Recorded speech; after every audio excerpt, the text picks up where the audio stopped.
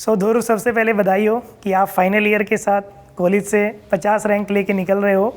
और आपकी काफ़ी इंटरेस्टिंग स्टोरी है क्योंकि आपने कॉलेज के साथ ही 50 रैंक गेट में लेके आए हो। सबसे पहला क्वेश्चन मेरा आपसे ये है कि इस अचीवमेंट के बाद आप कैसा फील कर रहे हो? सर बहुत खुशी है। मतलब ये सब करने के पीछे का कारण दो तीन चीज़ें ही होती है। या तो पेरेंट्स को और फैमिली को प्राउड फील कराना, और अपने टीचर्स ने जो आपके अंदर जो एफ़र्ट लगाया है उसको 100% कन्वर्जन ला के दिखाना। तो इस चीज़ को करके दिखाने की मैं उसको पॉसिबल कर पाया, उसी चीज़ की बहुत ज़्यादा। आपने अपनी जो प्रिपरेशन जर्नी है वो कब से स्टार्ट की थी ध्रुव? मैं एक्चुअली अप्रैल तक मेरा ऐसा कोई प्लान नहीं था 2024 के कि मैं गेट दूंगा, बट सडनली फिर मैंने ऐसे डिसाइड किया कि मुझे गेट देनी चाहिए। तो मैंने मई में पराक्रम बैच ज्वाइन किया, और तब थोड़ी बहुत बैकलॉग्स थी ऐसा, तो उसे धीरे धीरे धीरे क्लियर करते गया, और फिर दिवाली तक ऑलमोस्ट सारी बैकलॉग्स क्लियर कर ली थी, और फिर वहाँ से चालू किया ऐसा। ओके, तो आज काफ़ी खुश हो, पेरेंट्स काफ़ी प्राउड फील कर रहे हैं। बहुत ज़्यादा। अब मुझे आप एक चीज़ बताइए, काफ़ी सारे स्टूडेंट्स लोगों को एक प्रॉब्लम आती है कि कॉलेज के साथ सेमेस्टर्स के साथ अपनी प्रिपरेशन को कैसे मैनेज किया आपने? जी सर, इसका एक ही सिंपल आंसर है, टाइम मैनेजमेंट। कि हम जितना बेटर करेंगे ना, उतना टाइम मैनेज जितना अच्छा करेंगे उतना सही होगा। जैसे सबके पास 24 घंटे तो है ही दिन में, तो कोई बंदा कॉलेज जाके उसे वेस्ट करे या फिर उस टाइम के बाद वो कितना टाइम बचा के यूटिलाइज़ कर सकता है, वो उस पे ही है। तो जब तक मैंने खुद ने डिसाइड नहीं किया कि मुझे कॉलेज में जाने के बाद मेरा कितना टाइम बच रहा है और उसमें मुझे किस तरह मैनेज करके कौन से सब्जेक्ट को कितना फोकस करके पढ़ के रिकॉर्डिंग देख के और डीपीपी लगा के उसको फोकस करना है, तो ही वो मैं खुद ही कर सकता हूँ, और वो सब मैं अपने अंदर ही बिल्ड किया। आपने कंसिस्टेंसी कैसे मेंटेन रखी है?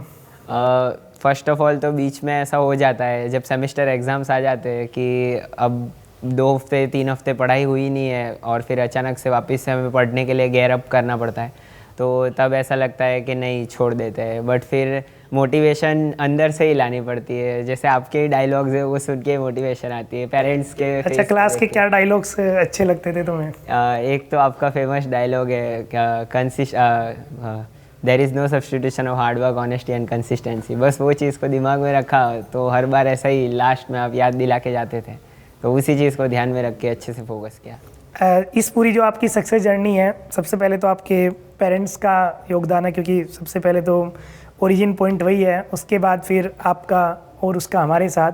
तो आप किस तरीके से पराक्रम बैच का, हमारी टीम का, हम लोगों का किस तरीके से योगदान देखते हो? और जो सब्जेक्ट्स आपने यहाँ पे पढ़े, जो हम लोगों ने आपको सब्जेक्ट्स पूरे क्लियर कराए, कुछ बड़े सब्जेक्ट्स, कुछ छोटे सब्जेक्ट्स, तो उसमें आपको किस तरीके से इंटरव्यू में हेल्प मिली, आपके कॉलेज में हेल्प मिली, गेट में आपने फोड़ा ही है 50 रैंक के साथ, तो इसे आप किस तरीके से देखते हो और किस तरीके से आप कोरिलेट कर पाते हो?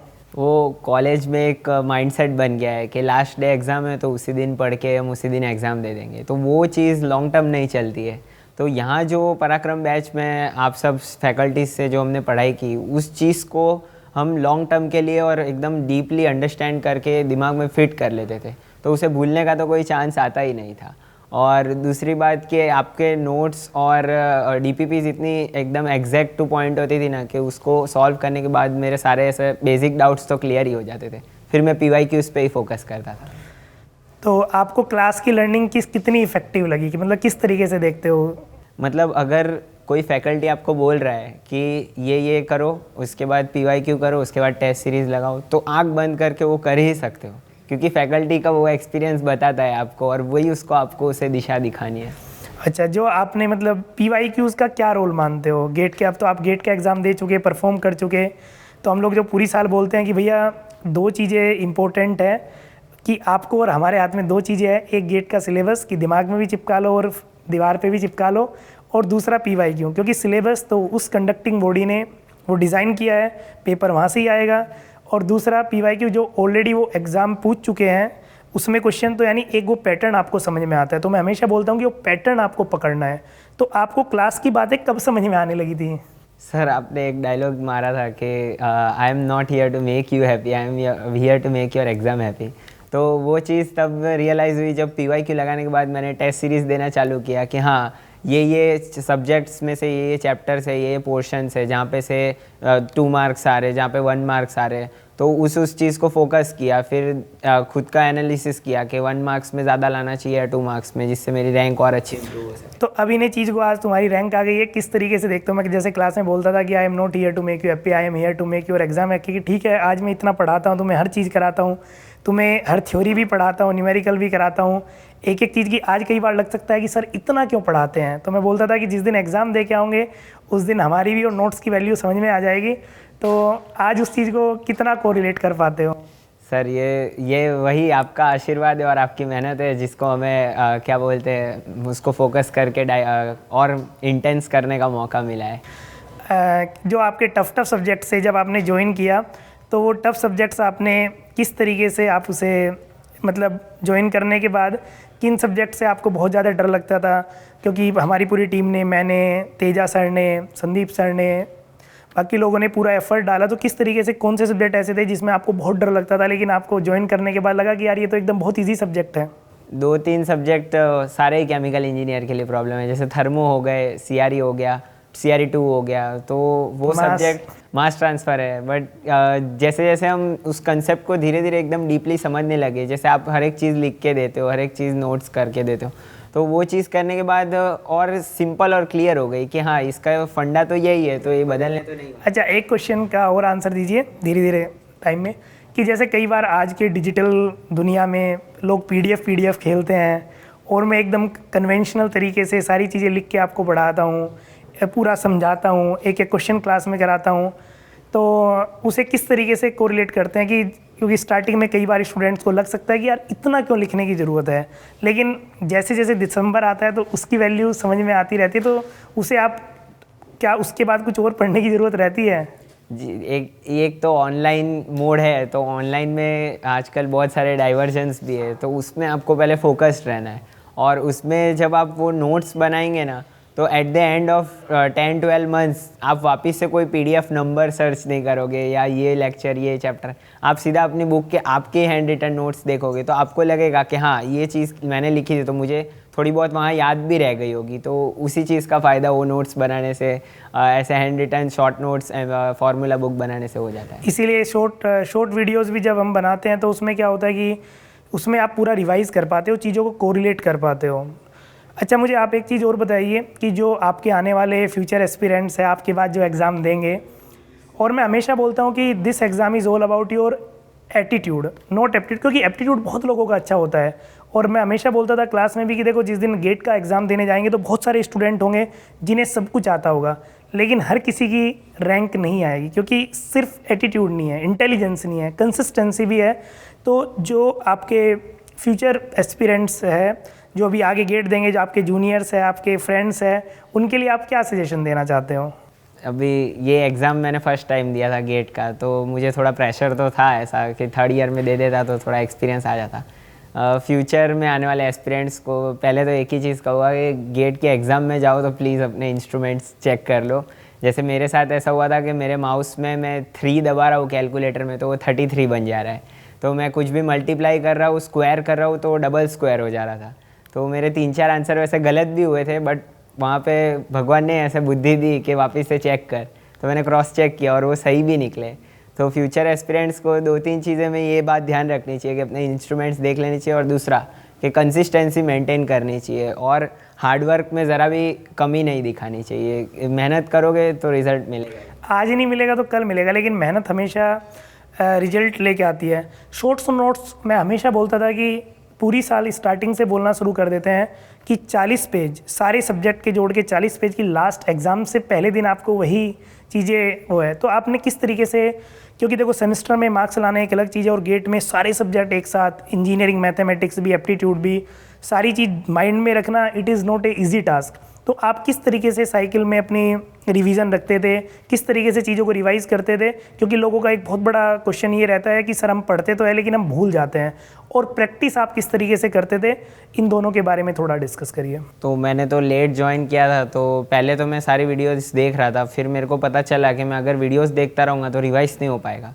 तो मैंने एक रूटीन बनाया था कि मंडे टू थर्सडे में रिवीजन करूँगा और PYQ करूँगा उसके, और फिर फ्राइडे टू संडे मैं उस बचे हुए सब्जेक्ट के रिकॉर्डिंग्स देखूँगा। तो ऐसे करके जब तक सारे सब्जेक्ट ख़त्म हुए तब तक मेरे सारे सब्जेक्ट एक बार रिवाइज हो चुके थे। फिर मैंने सारे सब्जेक्ट्स को 3 हिस्से में डिवाइड कर लिया, ईजी, मीडियम और हार्ड, यानी कि लेंथ में। और उस हिसाब से फिर मैंने टफ़ को पहले पढ़ा, उसको डीपली समझा, उसके वापस से PYQ किए, उसकी टेस्ट सीरीज़ दी, सारी जो PW की टेस्ट सीरीज़ थी, topic wise, chapter wise, subject wise, वो सारी अच्छे से कंप्लीट की और फिर वो तीनों सेक्शन को कंप्लीट किया। तो जब लोग 1 या 2 बार कर चुके थे तब तक मेरा तीसरी या चौथी बार हो चुका था। आज के इस ऑनलाइन दुनिया में भटकाव बहुत ज़्यादा है, डिस्ट्रैक्शंस काफ़ी ज़्यादा है और ऑनलाइन में भी काफ़ी सारा वो है। आप हम लोगों की क्लास को किस तरीके से देखते हो कि अगर हमारी 2 घंटे की क्लास है तो उसका मतलब कोई बीच में कितनी इफ़ेक्टिव लगती थी? मतलब क्योंकि मैं शायद क्लास में रेयरली कभी मजाक करता हूँ कि शायद जितना तुम्हें आज मैंने रिजल्ट वाले दिन तुमसे मजाक किया होगा तो शायद क्लास में बिल्कुल एकदम सीरियसनेस रहती थी। तो उस चीज़ों को आज किस तरीके से देखते हो? उस टाइम पे लगता हुआ, क्योंकि मैं हमेशा बोलता था कि time is one of the most valuable thing which you have, her student का, कि टाइम एकदम 2 घंटे मतलब 2 घंटे, ना कोई लेट ना कंसिस्टेंसी। क्योंकि तो किस तरीके से कंसिस्टेंसी रही पूरी साल क्लासेस की हमारी? सर वो है कि अगर हम खाने बैठे तो हमें खाने में ही ध्यान रहता है, वैसे अगर हम जी जान लगा के किसी चीज़ में पढ़ने बैठे तो हमें उस टाइम पे पढ़ने का ही ख्याल आना चाहिए, फिर ऐसा कोई और चीज़ दिमाग में नहीं आनी चाहिए। और अगर आ जाती है तो वो डाइवर्जन, यानी कि मैं तो फ़ोन को दूर रख के बैठ जाता था तो मुझे कोई डाइवर्जन फील नहीं होता था। तो अगर आप फोकस्ड हो तो चीज़ें क्लियर है एकदम। कुछ लोग क्या करते हैं कि PDF खेलते रहते हैं, चीज़ों को लिख के याद नहीं करते। तो मुझे लगता है कि कोई भी जो स्टूडेंट रैंक लेके आता है वो चीज़ों को अगर लिख के याद नहीं करेगा, जैसे मान लो क्रैमसर इक्वेशन हो गई और बहुत सारी चीज़ें हो गई, तो आपने उसे किस तरीके से चीज़ों को, अपने फॉर्मूलाज को किस तरीके से रिमेंबर किया? मैंने, मेरे घर पे तो अभी इतनी बड़ी बंडल बन चुकी है सारी नोट्स की, तो अभी वो हाथ से बना ही है तभी वो वहाँ पे है।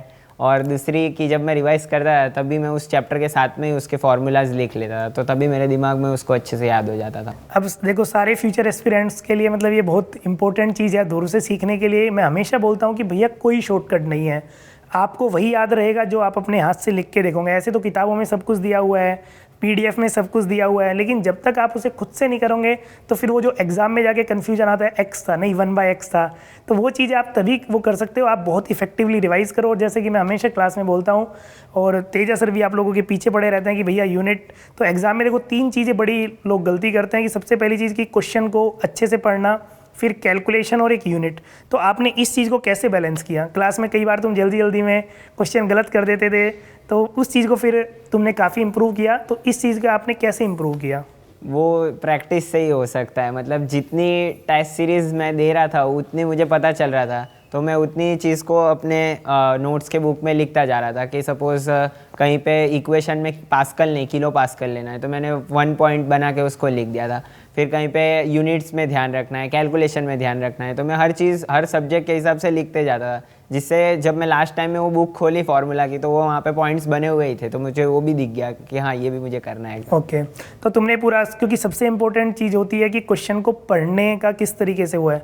तो आपके अकॉर्डिंग अगर कोई स्टूडेंट रैंक लेके आना चाहता है, क्योंकि देखो रैंक आना एक वो सेम डेस्टिनेशन है, लेकिन हर स्टूडेंट की जर्नी अलग अलग होती है, कोई किस तरीके से, और मुझे लगता है कि हर किसी की अपनी एक अलग स्टोरी होती है और अलग स्ट्रेटजी होती है। और मुझे लगता है कि हमारी स्ट्रेटजी हमारे काम आएगी, किसी और के काम नहीं आएगी, लेकिन कुछ चीज़ें कॉमन होती है कि जिनकी वजह से रैंक जनरेट होती है। तो जैसा कि हम लोग सब डिस्कस करते हैं, एक तो consistency, hard work, practice, test देना।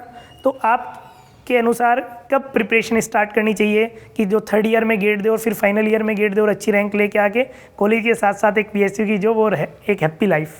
ये जो सर ने बोला वही उसका जवाब है। मतलब 3rd ईयर से अगर बंदा प्रिपेयर सेकंड ईयर या थर्ड ईयर से प्रिपेयर करेगा तो उसको माइंडसेट में क्लैरिटी आ जाएगी, तो वो 1 साल के अंदर हैबिचुअल हो जाएगा उस चीज़ के लिए। और फाइनल ईयर आते आते उसके सारे सब्जेक्ट्स कवर हो ही चुके होंगे, तो उस चीज़ को वापस से कवर करके अच्छे से रैंक ला ही सकता है। एक मैं लास्ट क्वेश्चन आपसे पूछता हूँ कि जब आपने पराक्रम बैच ज्वाइन किया था, क्या आपने सोचा था कि आपकी इतनी अच्छी रैंक आ जाएगी? सोच के तो ऐसा ही शुरू किया था कि अगर मैं किसी चीज़ में जा रहा हूँ तो मुझे उसमें 100% कुछ ना कुछ तो करके आना ही है। तो जैसे जब बैच ज्वाइन किया, जो आपकी एक्सपेक्टेशन थी, क्या चीज़ें अप टू द मार्क रही एकदम अप टू द मार्क रही। कि स्टार्टिंग से लेके एंड तक चीज़ें उसी तरीके से स्मूथली चली बिना किसी दिक्कत के? स्मूथ तो नहीं, अप्स एंड डाउन्स तो आते ही है, but at the end goal is achieved and that's what we required. और मैं आपके बड़ा अच्छा लगा, और आपकी सक्सेस हमारी सक्सेस है, और बड़ा अच्छा लगता है कि जब आप लोग इतना अच्छा परफॉर्म करते हो। और मैं आपको एक I wish U a bright future ahead. इसी तरह आप आगे बढ़ते रहिए, और जैसे आप हम्बल आज हो, ऐसे ही हम्बल आपको आगे जॉब में भी रहना है। यही आपकी लाइफ में एल्टीट्यूड लेके जाएगा। So thank you very much. Thank you sir.